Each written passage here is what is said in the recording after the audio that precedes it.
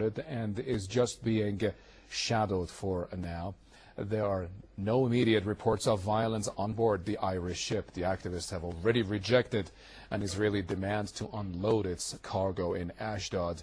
They've been trying to break the blockade on Gaza and deliver aid to Palestinians there, but they've also said that they won't resist Israeli forces in case of an attack. Irish Nobel Peace Prize winner Mairead Maguire is among the 20 activists on board. The passengers are mostly from Ireland, Scotland, Malaysia and Indonesia. The vessel is carrying over 1,000 tons of aid, and it's been named after American pro-Palestinian activist Rachel Corrie. She was killed by an Israeli bulldozer in Gaza in 2003. To get the latest on that, I'm joined by our man in Gaza itself. Ashraf Shannon is joining us via satellite. Ashraf, what more can you tell us about it? Yes, Arash, about half an hour ago, me and the cameraman and a bunch of people here, we spotted something in the Mediterranean about maybe 40 to 30 kilometers off the coast of Gaza, and we clearly saw that it's a huge ship pointing towards Gaza. This is the first time we see something like this. And minutes later, it disappeared from the horizon, and about three Israeli gunboats appeared in the area.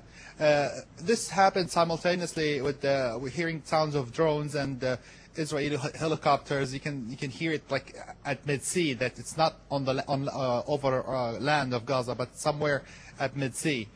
As I mentioned earlier in earlier interviews with me throughout the night, the Israeli Prime Minister Benjamin Netanyahu, along with 6 of his ministers, they made a decision that they will not allow the Rachel Corrie ship to reach Gaza, and they said they will not board the ship, they will not use violence against the ship, but they said they will not allow it in any way to reach Gaza. Although that activists on the ship reportedly have told the Israelis that they can come and check the cargo aboard the ship, and then they continue on their way. The Israelis refused.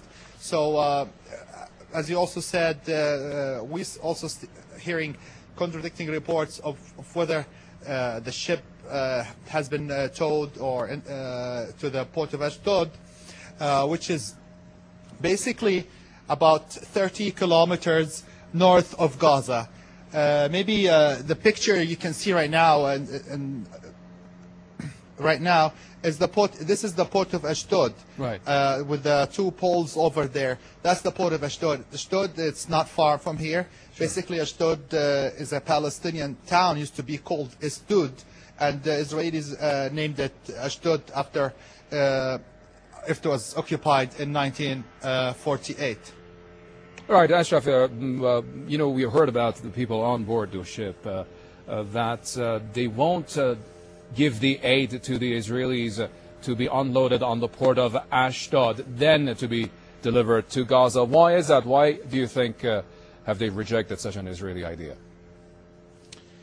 You see, Arash, the Free Gaza movement and all these organizers of the flotillas and as well as the Viva Palestina convoy in the past, they all have a message here. It's not about only bringing aid. They want to send a message that they want to end the blockade of Gaza. They want to end the blockade of Gaza. That's their aim.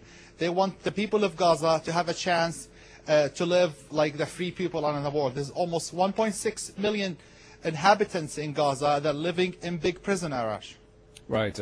So our correspondent in Gaza confirms that Rachel Corrie, the ship that was on its way to Gaza Strip containing humanitarian aid for the people of Gaza, has actually been intercepted in the earlier hours of today by the Israeli forces, like other ships have been intercepted during the past couple of days. That's our